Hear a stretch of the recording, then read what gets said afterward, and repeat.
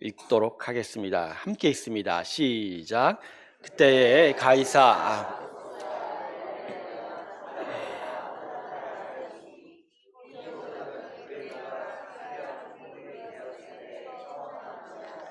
모든 사람이 호적하러 각각 고향으로 돌아가매 요셉도 다윗의 집 족속이므로 갈릴리 나사렛 동네에서 유대를 향하여 베들레헴이라 하는 다윗의 동네로 그 약혼한 호적하러 올라가니 마리아가 이미 잉태하였더라. 거기 있을 그때에 해산할 날이 차서 첫 아들을 낳아 강보로 싸서 구유에 누였으니 이는 여관에 있을 곳이 없음이로다. 아멘. 예수 그리스도의 오심이 우리 가운데 있습니다. 할렐루야. 하나님의 크신 은혜가 여러분 가운데 있기를 소망합니다. 제가 오늘 예수님의 마음을 담아 여러분을 진심으로 축복합니다. 예수님의 오심에 그 큰 기쁨이 여러분 가운데 충만할지어다. 아멘. 오늘도 그 은혜 가운데로 나아가는 우리 모두가 되길 주님의 이름으로 축원합니다. 기도하겠습니다. 하나님, 오늘 그 주님의 오심을 기억하며 함께 모여 예배합니다. 예수님이 우리의 오신 의미를 알게 하여 주시고 그 의미 가운데서 참된 기쁨과 평강을 얻게 하여 주시옵소서. 평화를 사랑하며 소중히 찾고 구하는 자들의 심령에 오늘 하나님의 크신 은혜로 임하여 주시옵소서. 감사드리며 예수님의 이름으로 기도드립니다. 아멘. 자, 오늘 본문은 베들레헴에 예수님께서 오셨다라는 것을 기록을 하고 있는데요. 여러분, 베들레헴은 예루살렘의 위성도시입니다.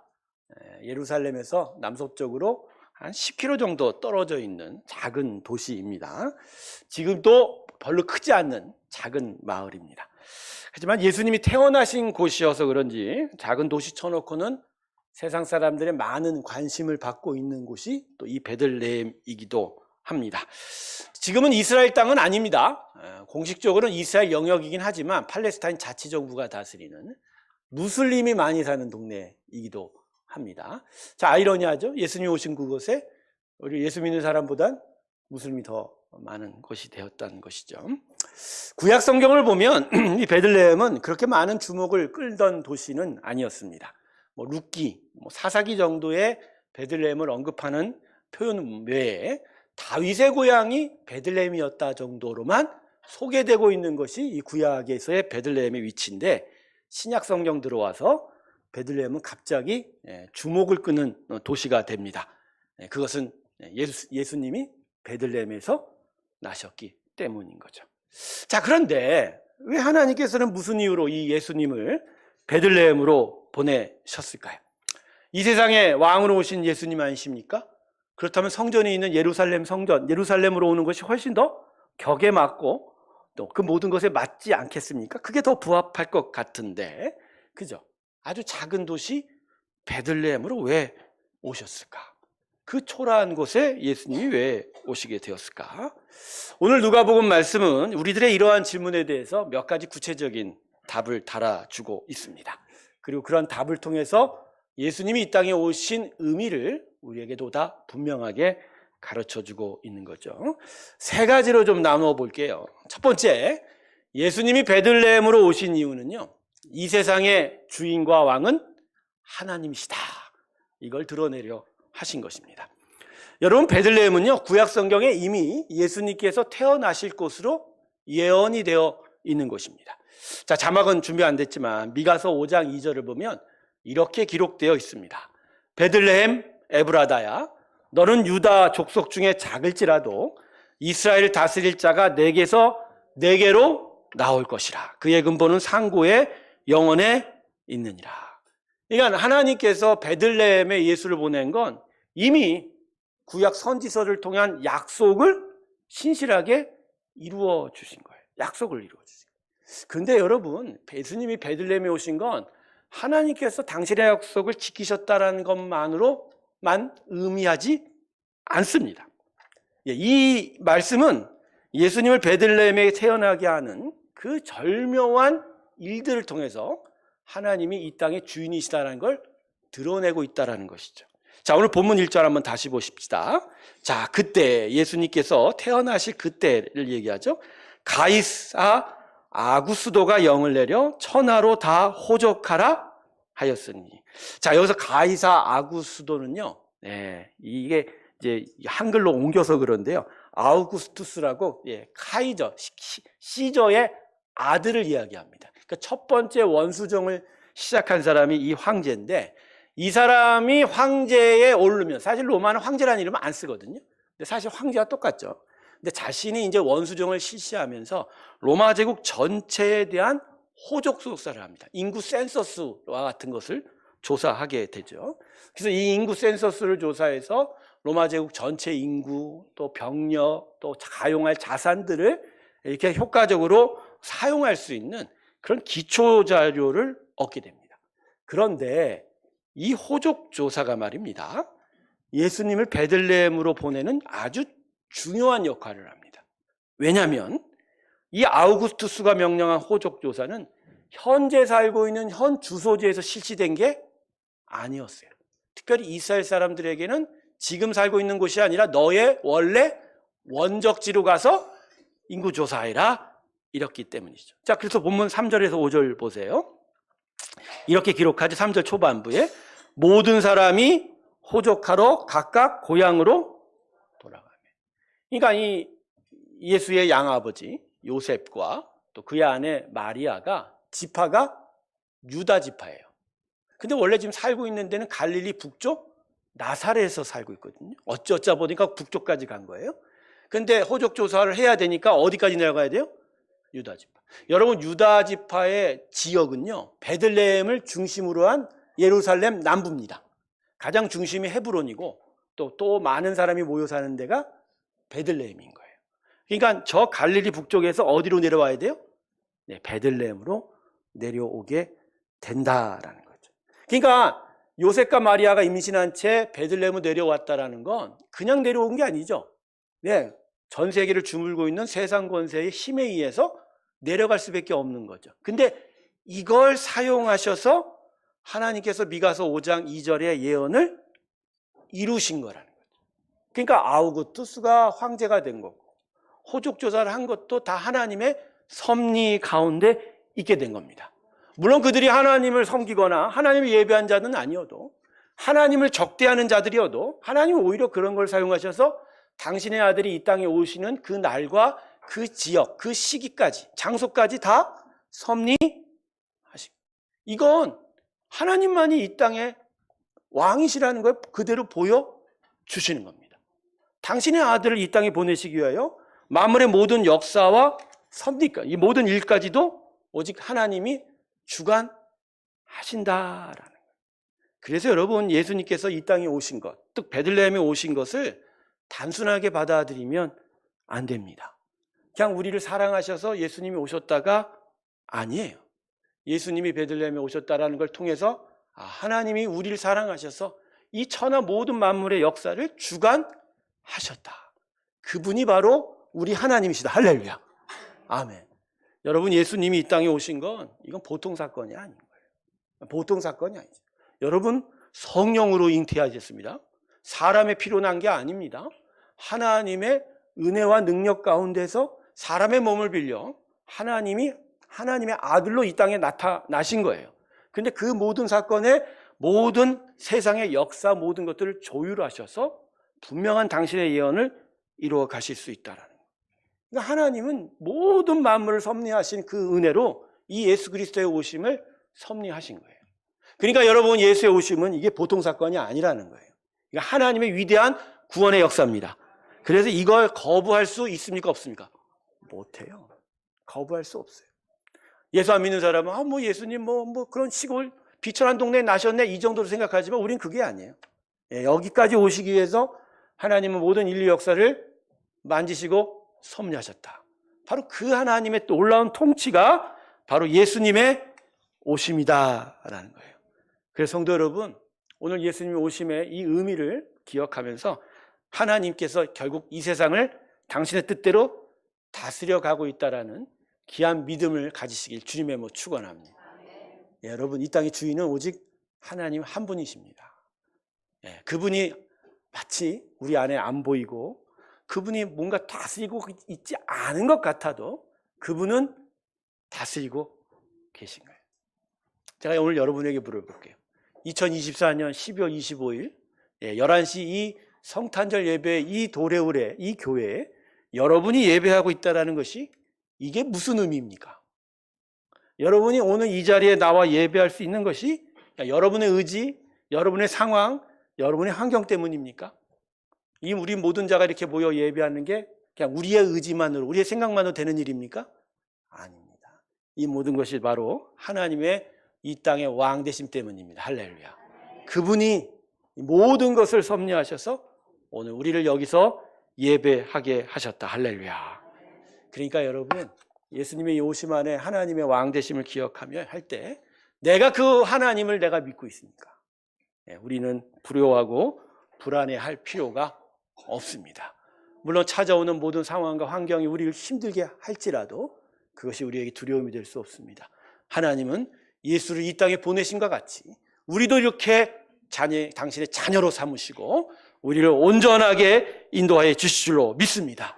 이 하나님을 더욱더 믿고 신뢰하시길 주님의 이름으로 축원합니다. 자, 두 번째는 예수님이 베들레헴에 오신 이유는 이 세상은 참된 양식이 필요하다는 것을 의미하고 있습니다. 자, 베들레헴을 히브리어로 말하면 바이트레헴이라고 그래요. 앞에 바이트는 집이고 레헴은 빵을 의미합니다. 그러니까 베들레헴의 원래 히브리어 뜻은 뭐죠? 빵집이라는 거예요. 빵집이니까. 그걸 한글말로 옮기면 뭐죠? 떡집이라고 하는 거죠. 떡집이라죠. 자, 베들레헴이 사람을 구원하는 떡집임을 보여주는 사건이 룻기에 기록되어 있습니다. 룻기 1장 1절을 보면 그 땅에 흉년이 드니 이렇게 소개하고 있거든요. 근데 그 땅이 베들레헴입니다. 근데 여러분, 흉년이 들었다는 것은 떡집에 떡이 있다 없다? 없다. 떡집에는 그러니까 살 수 있어요, 사람이? 없죠. 나오미가 살 수 없어서 자기 남편과 아들 둘 데리고 어디로 갑니까? 저쪽에 더 떡이 많은 줄 알고 모압 땅으로 이주해 가죠. 하지만 나오미는 기다렸어야 돼요. 왜? 원래 떡집이니까 떡은 분명히 올 거라는 거. 무언가의 의미가 있기 때문에, 목적이 있기 때문에 잠시 비어져 있는데 그걸 참지 못하고 모압 땅으로 옮겨가서 결국 나오미의 인생이 거기서 어려워지기 시작하죠. 남편이 죽고 두 아들이 결혼했지만 두 아들 다 죽게 되는 어려운 지경을 찾게 됩니다. 떡을 찾아 나섰지만 떡이 있어요, 없어요? 그 땅에. 사실 영적인 의미에서는 모압 땅에 떡이 없었던 거죠. 하지만 공교롭게도 이 어려운 상황 속에서 소식이 들려옵니다. 베들레헴에 양식이 가득 차게 되었다. 하나님의 목적 가운데 비어진 떡집에 결국 다시 떡이 풍성해졌다는 거예요. 그럴 때 결국 나오미가 두 손 두 발 들고 자신의 며느리 룻을 데리고 다시 베들레헴으로 돌아오게 됩니다. 하지만 돌아오면서 자신의 이름을 뭐라고 그러죠? 내 이름은 이제는 나오미, 기쁨이라 얘기하지 말고 뭐라고 얘기하라? 말하라. 그렇지만 그렇지 않아요. 오히려 비어진 인생 나오미의 며느리 룻을 통해서 하나님의 풍성함이 그 인생 가운데 들어오기 시작하는 거예요. 결국 보아스를 통해서 나오미는 양식을 얻을 뿐만 아니라 예수의 외조모가 되는 놀라운 역사를 일으킵니다. 할렐루야. 그래서 룻이 누구하고 결혼합니까? 보아스. 근데 이 보아스가 여러분 잘 아는 사람입니다. 누구인데요? 여러분 여리고성을 탐방할 때, 정탐할 때 도와줬던, 정탐꾼을 숨겨줬던 사람이 누구예요? 기생 라합이죠. 기생이 아니에요. 원래 여관석 주인입니다. 라합의 아들이 보아스예요. 그러니까 하나님께서 이 베들레헴에서 비어진 인생 나오미에게 다윗이 나오는, 이스라엘의 하나님의 통치를 이루어갈 왕이 나오는 일들을 허락하신 그 족보에 나오미가 들어가는 구원의 풍성한 역사가 이루어지게 된 거라는 거예요. 근데 이 룻기가 결국 얘기하는 게 뭐냐면 결국 이 땅엔 참된 양식이 필요하다는 거예요. 바로 그 참된 양식으로 실제로 양식 되신 예수님이 베들레헴으로 오셨습니다. 할렐루야. 그래서 예수님이 베들레헴에 오신 거, 이 세상이 필요한 진정한 생명의 양식으로 예수님이 오셨다라는 것을 이야기합니다. 그래서 예수님께서 세상에 대해서 이렇게 선포하시죠. 예수께서 가라사대 내가 곧 생명의 떡이니라. 내게 오는 자는 결코 줄이지 아니하리요. 나를 믿는 자는 영원히 목마르지 아니하리라. 할렐루야. 여러분, 예수님이 우리의 떡 되십니다. 그냥 떡이 아닙니다. 생명의 떡이요. 그래서 예수님으로 인하여 먹고 마실 때 우리는 줄이지 않습니다. 온 세상이 다 갈증이 나 있습니다. 온 세상이 다 줄이고 있습니다. 온 세상이 그 비어진 것 때문에 아파합니다. 어제 성탄 우리 전야 행사 오신 분들이 여기 꽤 많으시죠? 못 오신 분도 많은데 어제 저는 그걸 보았습니다. 진짜 참된 기쁨은 어디서만 있다? 예수 안에서만 있다. 할렐루야. 네. 어제 나오신 분들이 그렇게 썩 실력이 좋은 분들은 아니에요. 실력이 좋은 분들이 아니에요. 네. 정말로 어떻게 보면 진짜 야 대단하다. 그런데 어제 저는 성도님들의 얼굴에서 그걸 보았습니다. 그저 함께 있어서 예수 오심을 서로 기뻐하면서 그 함께 나누는 기쁨, 그 순전한 기쁨의 모습을 잠깐 엿보았어요. 각자 다 상황과 환경이 정말 어려운 분도 많습니다만 그런 어려운 가운데서라도 예수님께 나와 예수님 인하여 그 주신 기쁨을 나눌 때 그 모든 것을 잊을 수 있는 그 힘을 어제 얻고 돌아간 것 같다.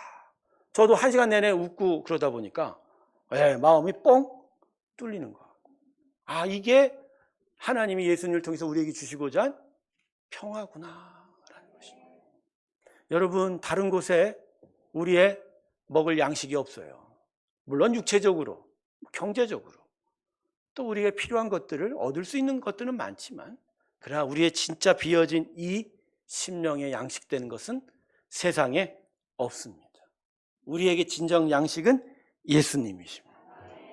베들레헴 오신 예수님이 바로 그걸 우리에게 알려주시는 거예요. 여러분, 예수님을 먹고 마시십시오. 그분이 우리의 생명의 양식입니다. 여러분, 예수님 없으면 그러니까 못 사는 거예요. 못 사는 거예요. 살 수가 없는. 물론 돈과 여러 가지 편리한 것 때문에 육체는 살아가죠. 그러나 심령이 제대로 살 수 없는 거예요. 전 그래서 오늘 여러분에게 성탄절에 여러분 자신의 심령에게 이렇게 묻기를 바랍니다. 예수님의 이 참된 생명의 오심, 이 떡을 주심의 은혜 앞에 나는 지금 이 생명의 떡으로 배불러 가고 있는지 아니면 여전히 다른 것을 찾아서 아직도 배고픈 자인지 말입니다. 여러분, 예수로 말미암아 배부른 자 되시길 주님의 모신 거예요. 예수님을 위해 배부르세요. 여러분, 예수님 외에 다른 생명의 떡이 없음을 꼭 기억하기를 주님의 이름으로 축원합니다. 자, 마지막 세 번째입니다. 예수님이 베들레헴으로 오신 이유는 그분은 세상을 섬기는 고난의 종으로 오셨다라는 것이죠. 호적조사로 인하여 많은 사람들이 베들레헴을 찾을 수밖에 없습니다. 여러분, 유다 지파 사람들은 꽤 숫자가 많습니다. 12지파 중에 당대 예수님 시대에 지파로서 존재해 남은 사람들은 한두 지파밖에 없어요. 작은 베냐민 지파, 큰 건 유다 지파. 다른 지파들은 지파 개념이 다 사라졌어요. 지금도 유대인들은 그래요. 근데 이 유다 지파 사람들이 워낙 많다 보니까 호적조사로 베들레헴으로 찾아왔을 때 그 작은 마을이 메어 터졌을 거죠. 근데 임신한 마리아 데리고 요셉이 저 북쪽에서 내려왔어요. 얼마나 힘들었겠습니까? 그러니까 베들레헴에 도착하니까 그날 어둠이 다 이미 짙게 물든 밤이었어요. 그럼 모든 사람이 낮에 도착해서 각자의 숙소들 다 찾아갔을 때 요셉의 일행이 제대로 된 숙소를 찾을 수 있겠습니까? 없었어요. 결국 그래서 요셉의 일행이 결국 어디에 들어갔습니까? 7절 보십시오. 이렇게 기록하죠. 처자들을 낳아 강보에 싸서 구유에 누였으니 이는 여관에 있을 곳이. 자, 이걸 두 종합해 보면 여관이 없는 거예요. 호텔이 없는 거예요. 모텔이 없는 거예요. 그래서 어디 들어간 거예요? 일반집 마구간에 들어간 거예요. 근데 거기서 탄생을 한 거예요. 그래서 강보에 싸서 놓을 데가 없으니 어디다 놓았다 그러죠? 근데 여러분, 이 구유가 말구유 같죠?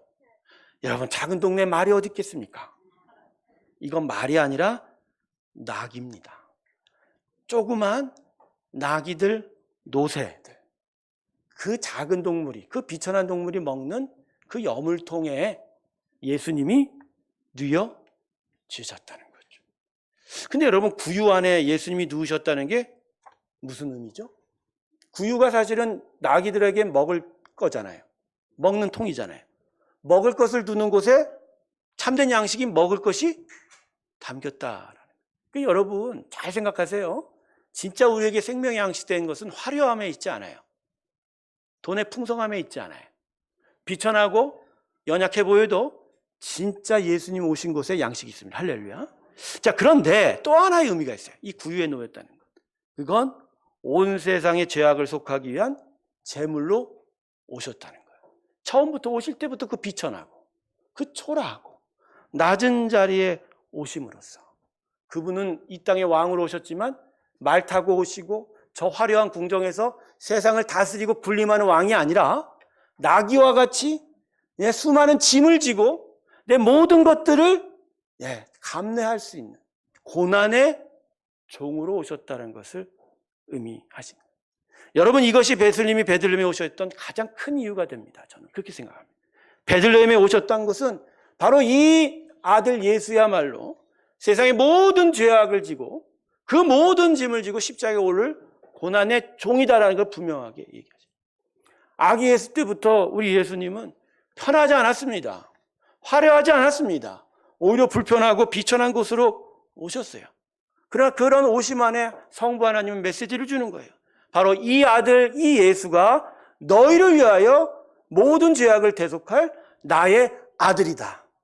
이 아들이 고난받음으로 너희가 나음을 입을 것이고, 이 아들이 매를 맞음으로 너희가 상처가 치유받을 것이고, 너희가 이 아들로 인하여 참된 구원을 얻게 될 것이다.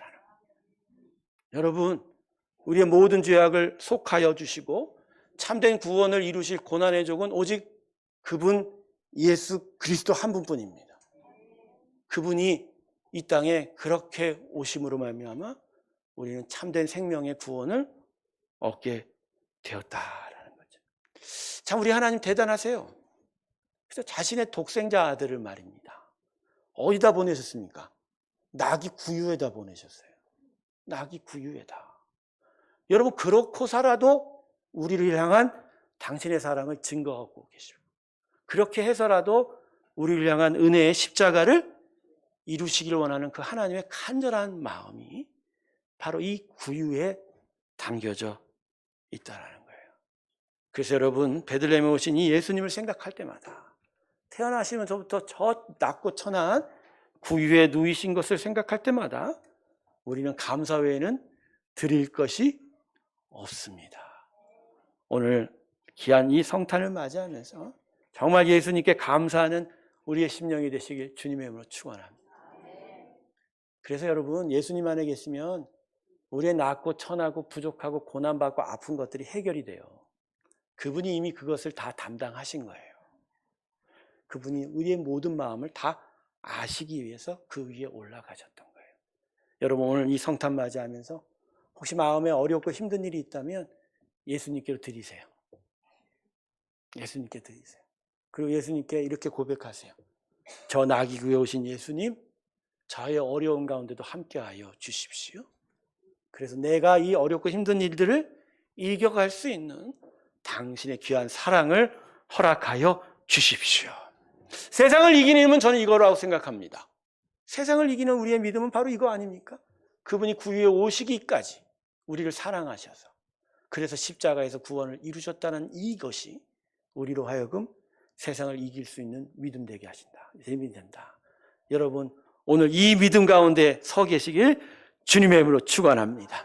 말씀을 맺겠습니다. 베들레헴에 오신 예수는 우리에게 세 가지를 기억하게 합니다.